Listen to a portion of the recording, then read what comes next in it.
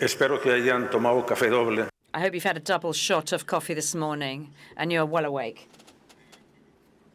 You'll also may have noticed that the title of today's talk is pretty modest. You know, where's humankind heading? That reminds me of the story of a little girl that's drawing, and her mum comes up to her and says, "Hey, Jane, what is it you're drawing?" And the girl says, "Well, I'm drawing God." How can you draw God if nobody knows what God looks like? And they'll know in about 5 minutes from now.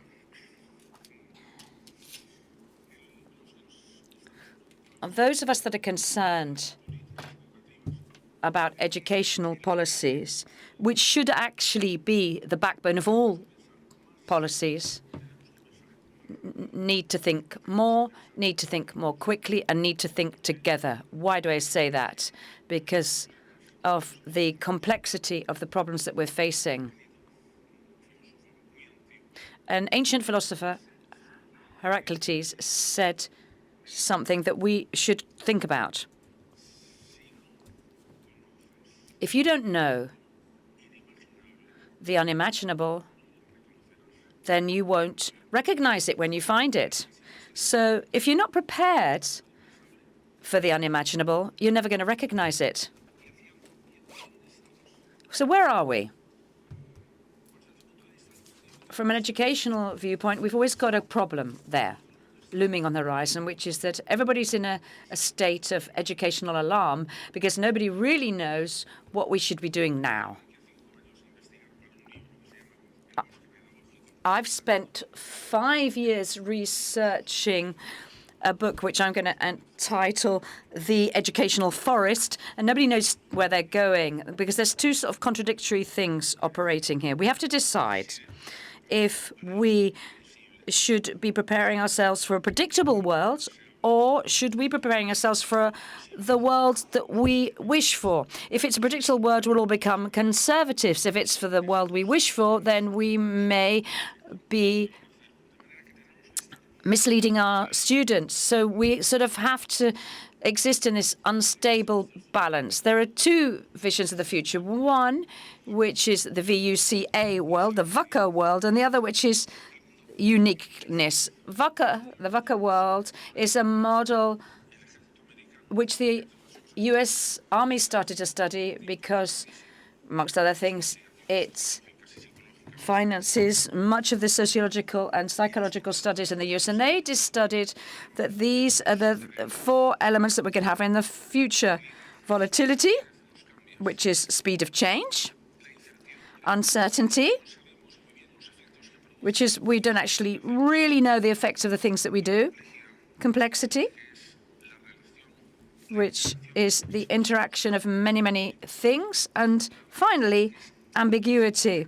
Ambiguity is a difficulty in understanding what's going on. That's one of the visions you can have of the future. The other is what we call uniqueness.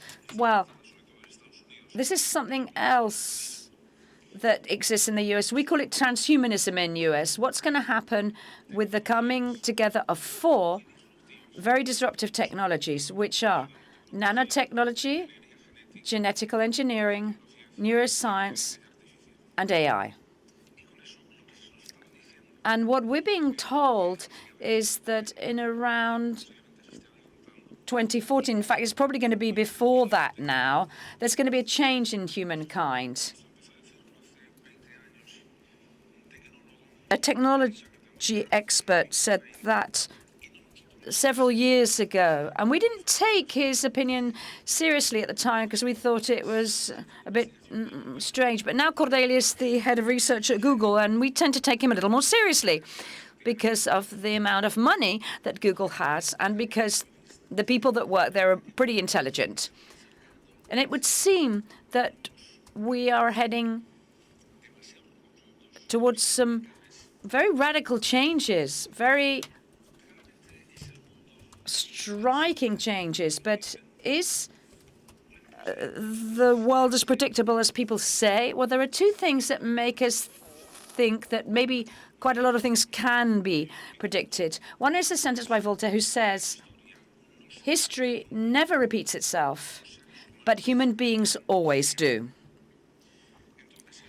So if we look at the end result, it's going to be a changing end result. If we look back at the causes that are leading to this, we're very monotonous, and you can see that. We repeat ourselves all the time.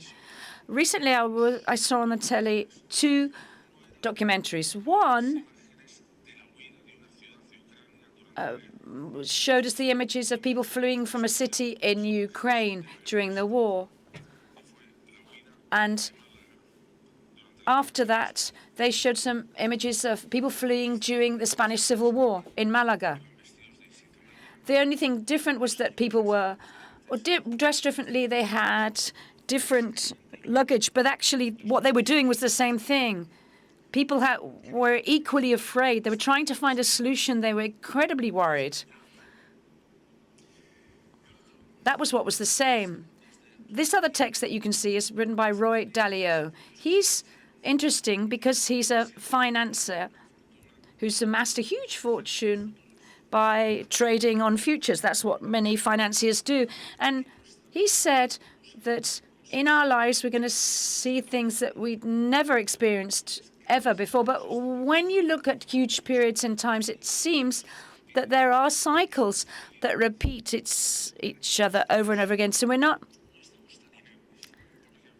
actually so unchanging. For example, whenever a new technology has emerged, there's always been some people that have immediately lost their jobs or jobs that have just disappeared, but other new jobs have mushroomed. But in the meantime, people have undergone some major headaches because these people couldn't work at what they'd learned how to work, nor had they had enough time to learn new technologies. So there's this vacuum, which is really important. What do we do with these transition periods of time? Especially if you think that changes in technology are going to be quicker, increasingly quicker. And these transition periods will be repeating themselves time and time again in our own lifetime. People will be like us that are coming and leaving the labor market continually and having to adapt all the time.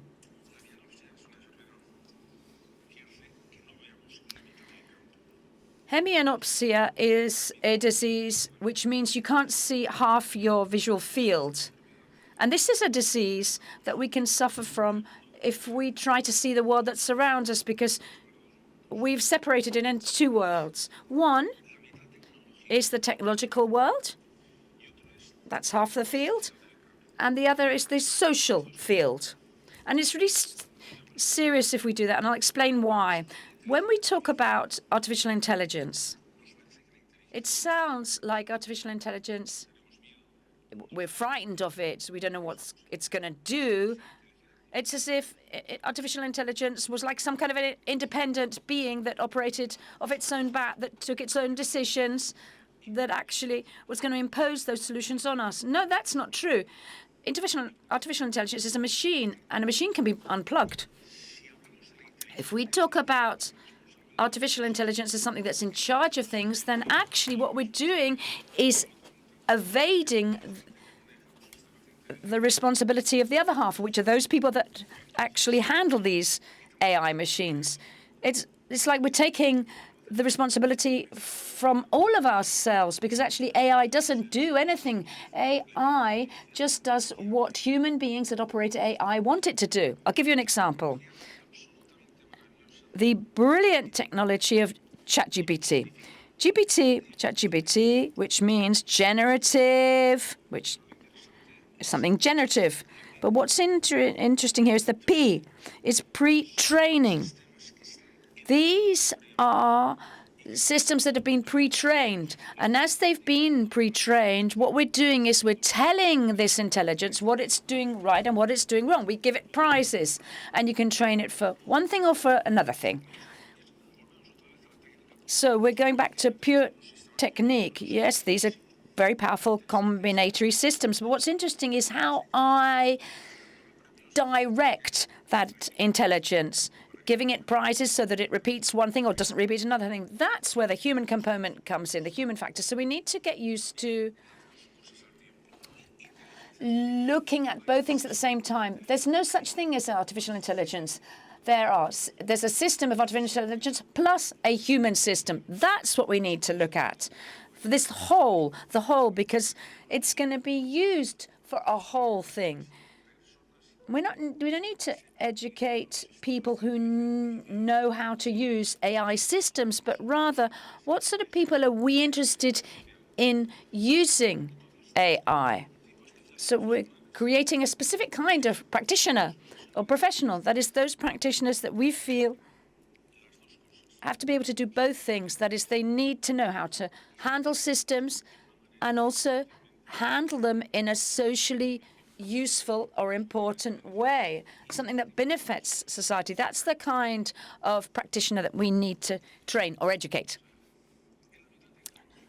In the technological half, what can we envisage? Well, we can envisage or we can foresee that over history there have been 4 constants that will stay over time. The first is increase of energy consumption has continued. There's been a continuous increase. Our prehistoric forefathers had to live with around 3,000 calories. What I'm talking about by calories here is all the energy that they consume. I'm not just talking nutrition.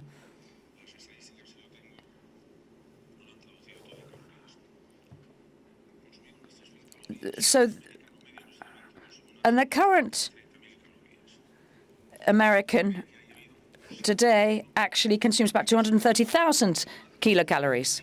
So that's a huge leap forward. And that's going to present us with a problem, which is that not everybody in the world can live if we all consume like the Americans do. So somebody's going to be left out of this cake. Secondly, over history, the lethal nature of weapons has increased. That's another constant, and it probably will increase. It'll carry on increasing. Thirdly, the amount of information available has also increased over time, and the speed with which it's disseminated. And fourthly, there's been an increase in the size of cities. These are 4 things that are going to remain constants, and we need to keep them in mind.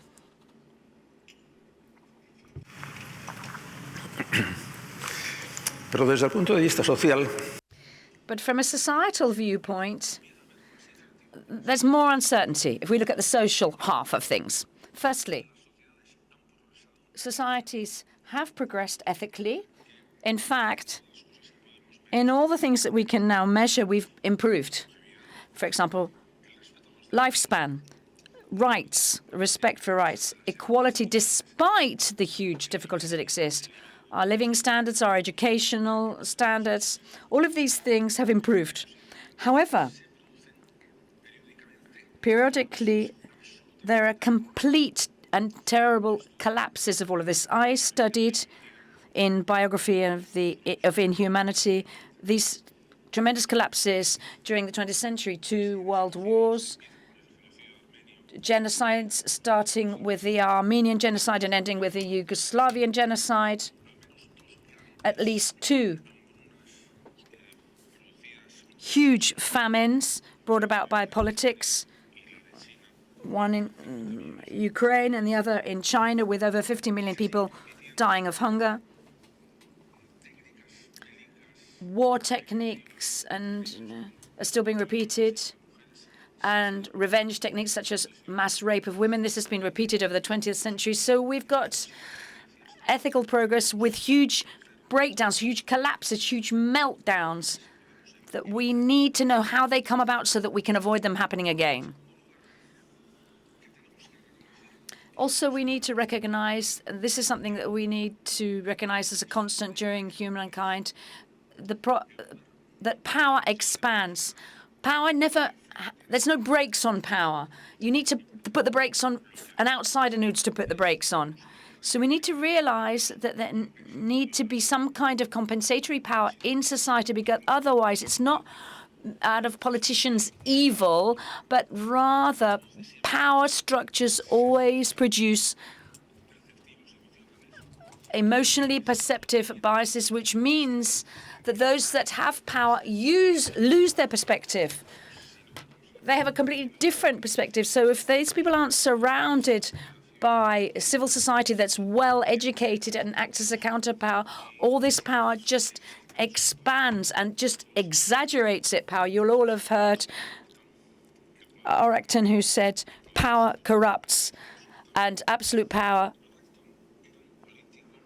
corrupts absolutely. Lord Acton was a Catholic politician. When he referred to this power, he was referring to the power of popes, not power in general, because even the power of popes, he said, when somebody reaches a position of power, that outlook changes. And as this is a perverse automatism, we need to know it. We need to know that it exists. Politicians need to know that it exists, and civil society needs to know that it exists. The possibility that the world is more egalitarian or more unequal.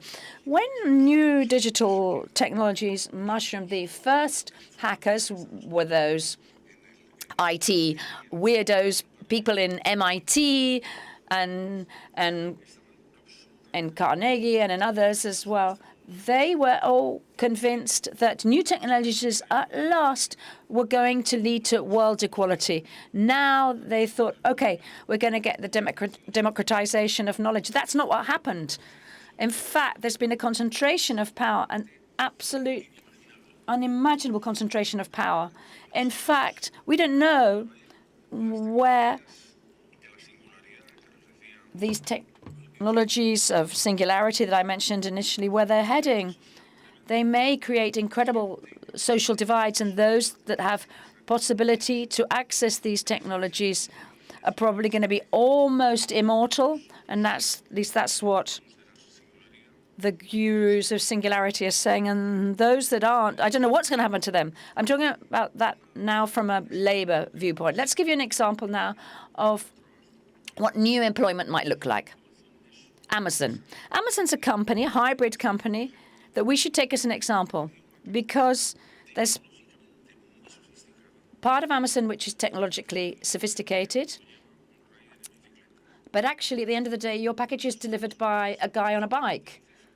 So it's a two-headed company. It's a high-tech company, or is it actually a company that offers very low-quality employment? But it's both. And if we don't know how to handle this, then it may well be that that is an example of where we're heading, a very unequal world. And finally, the possibility of a more democratic or more authoritarian world.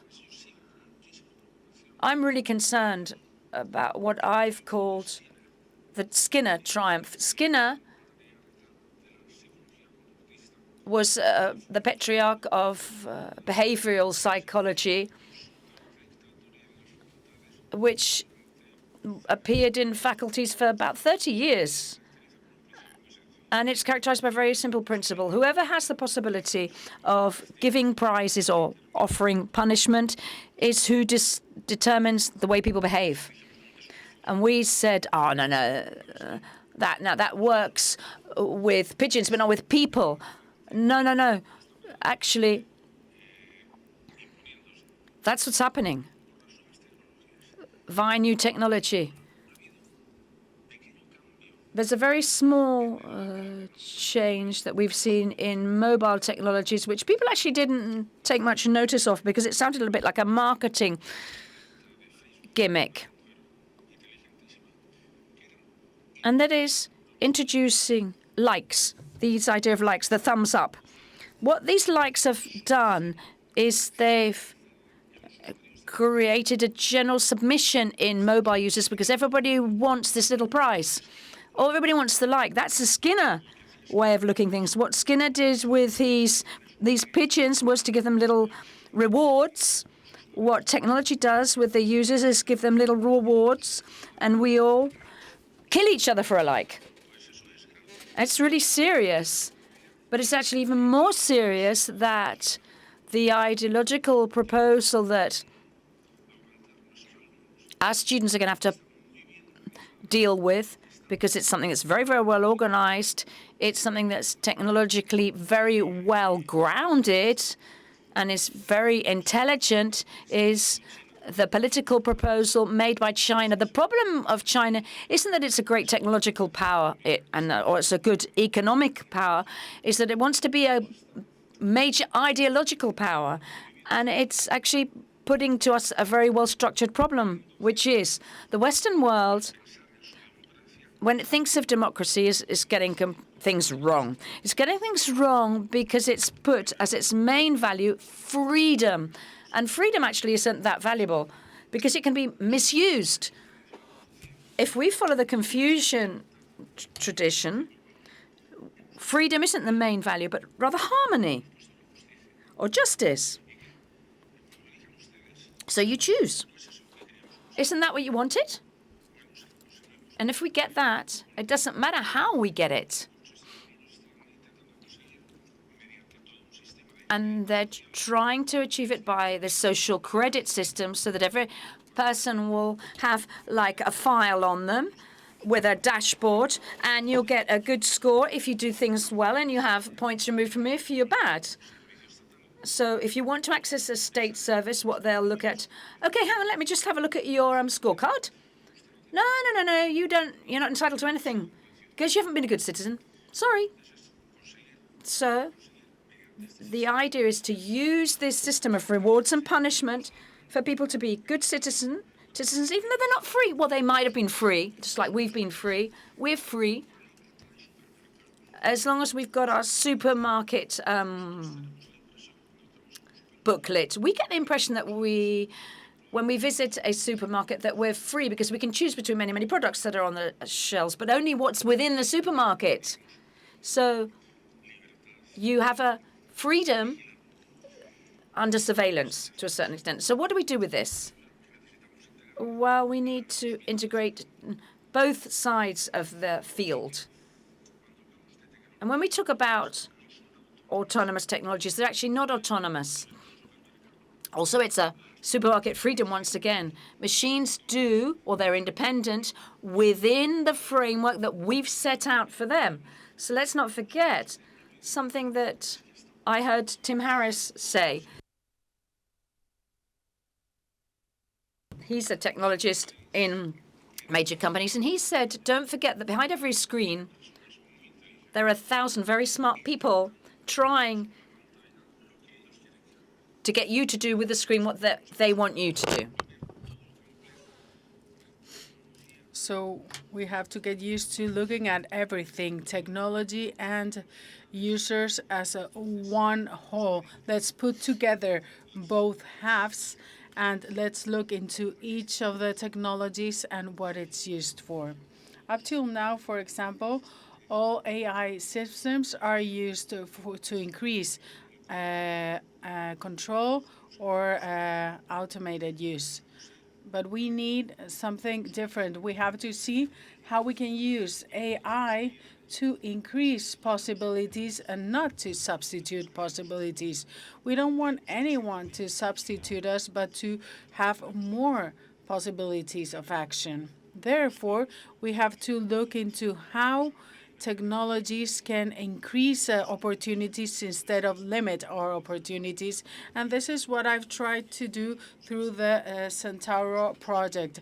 And that is, how do we bring together those skills in our students?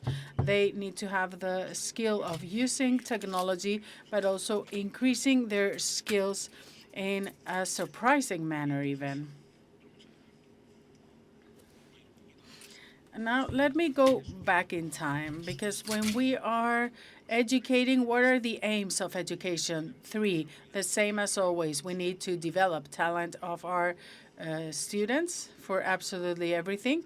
We need to prepare them for a workforce, but also we need to train good citizens, and the 3 at the same time. And if we remove one of these 3 elements, then education won't be complete. And for what aim? We are trying to train them so that they have more possibilities of being happy and also collaborating to public happiness, which was the great objective of enlightenment, and that is to promote public happiness so that everyone later on can develop their own project with the best opportunities. And how do we do this? Well, there's something that we are sure, and that is that the future will be there, and this is something that we can foresee. We can foresee fully. And I would like to also congratulate you for what you're doing in Tecnica, beyond thanking Jorge Arevalo, that for many years now has allowed me to follow his progress, because organizing surveillance nodes, because we need to know more. We need to know exactly what is happening. How do you do this? If I would want to perceive everything that is happening in this room right now, what would I do now? I would have different frequency antennas to be able to be aware of what is going on here. Because I only perceive a little bit of the radiation in the room, the acoustic range and the visible range, the light, and that's it. But if I deploy many antennas, and that's what we need to have, we need to have teams everywhere to look at change and to be aware of what is happening, how things are changing, and how we can differentiate between what's important and what's trivial. And this is one of the things we need to do. But what are our students going to face? And this is unavoidable. First of all, problems, and problems at all levels. Problems in their personal lives, in relationships, in their jobs, in politics.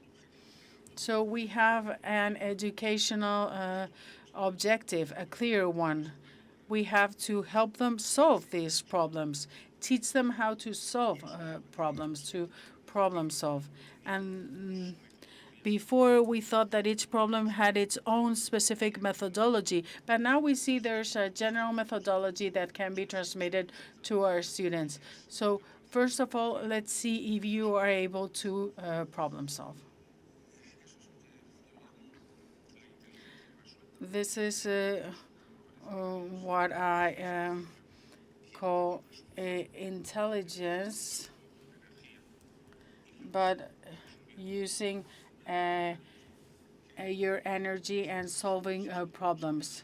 So that would be this purposeful intelligence.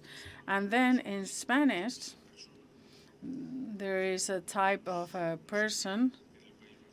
I don't know if you use that too in the Basque country, and that is the handyman.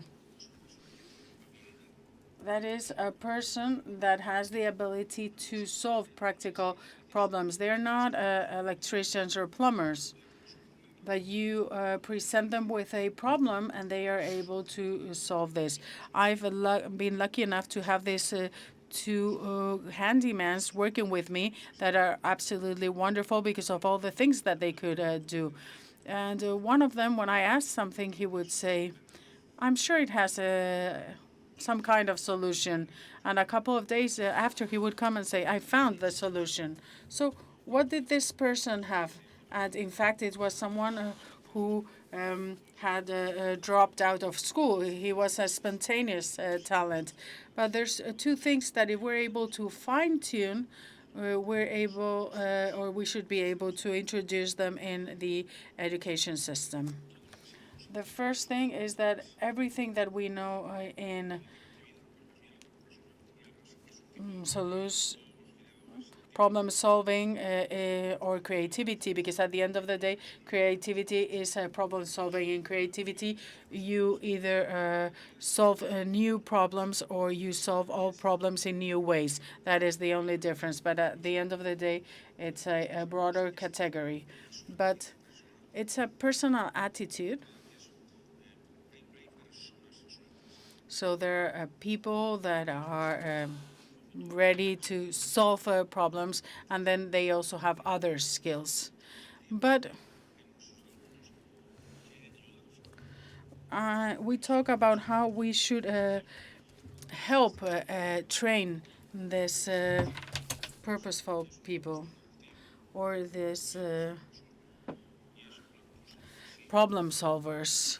So when I see that we have someone that is passive, we look at why they are doing things, and they say, I feel fear, change means anguish for them, or they are lazy. So we need to see how through our curriculums, we're also able to create this or try and train these resolute or problem solvers, and not for them to have the other attitude, the opposite attitude, which is complaining, because complaining is useless. A problem is acknowledged when to the complaint I give sufficient cognitive space to find a solution. And if not, it's just a simple complaint. And a complaint is passivity. So we observe something that is happening in many of our young people that Martin Sherman studied, the psychologist, and that is a feeling of powerlessness. And that is, I have the capacity of doing nothing. And these are a process of prophecies that become true. When we have someone that says, there's nothing I can do, or I don't know how to solve this, for sure, he or she is not going to solve it. So we need to change this cycle. Instead of many of our students finishing their education with a clear awareness of what they are not good at, we have to do exactly the opposite.